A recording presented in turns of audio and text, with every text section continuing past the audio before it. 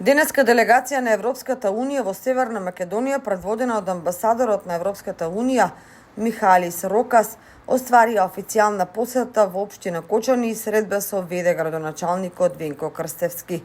На средбата се споделија информации за моменталната ситуација во општината, како и предизвиците со кои се соочуваме. Од страна на ВД градоначалникот и општинската служба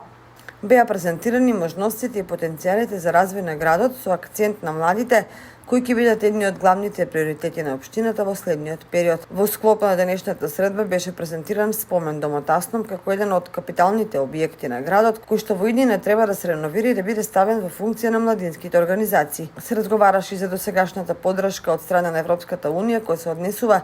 на изминати и тековни проекти подржани од страна на Европската Унија, но и за понатамошната заедничка соработка, поддршка во повеќе сегменти и проекти кои општината доправа ќе ги има во иднина и ќе бидат од големо значење за развој на градот.